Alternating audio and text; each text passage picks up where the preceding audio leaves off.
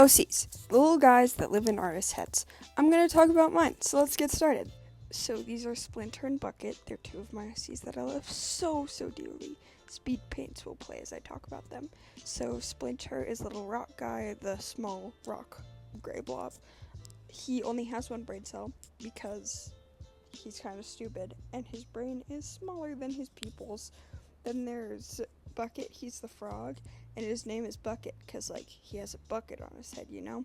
He can't move very well because his limbs are kind of stubby, but that's okay because he's just a little guy.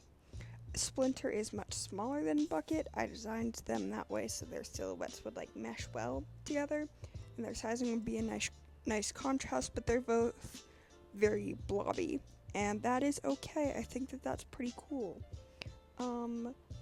All of their colors are on the cooler side of the color wheel. A lot of greens, grays. You can see me in the previous one kind of messing around with the purples, but I didn't really like that, so I just changed it back to the greens. I use a lot of blues, but it's a rare occasion when I do use blues. With their shading, I draw them with the Procreate charcoal brushes. Thank you, Procreate. And I really enjoy using those brushes. For the highlights in Bucket's eyes, fun fact, that is actually just a really light shade of mint green, which I think is pretty cool. I draw them a lot. They are some of my favorite characters that I have, and they are creatures. One thing I've noticed about creature characters is they're really fast, they're really quick, they're really easy. So I can just pop these out immediately. But one thing you also notice is if you mess up, you notice these are not characters that are super detailed. So if there's a mistake, you will notice. But for their dynamic, they are very familiar.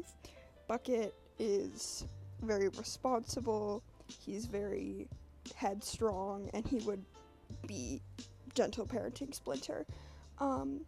No, they're pretty cool. I imagine if this did turn into a TV show, a series, or anything similar to that, they would not be voiced. It would be music, it would be sound effects, it would be very similar to a Pixar animated short, But they're pretty cool. I had them for a few months. I usually draw them in my sketchbooks originally with alcohol markers, but I transfer them over digitally, and I really like that.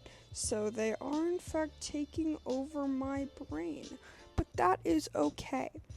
So a little fun facts about their names. Splinter was originally going to be named Pebble, because he's a rock, and I thought that was way too boring, and so I changed it to Splinter, because I thought it was ironic, because wood, and he's a rock, little double entendre. I don't think I used that word correctly, but that is okay. And Bucket, I was trying to give him an accessory, because for a while he was just a frog that was kind of blob-like, so he needed an accessory. So I tried out bandanas, didn't work. I tried out a top hat, didn't work. Bow tie, didn't work. And then I was like, what if I just gave him a bucket on his head? So I gave him a bucket on his head, and his name's Bucket.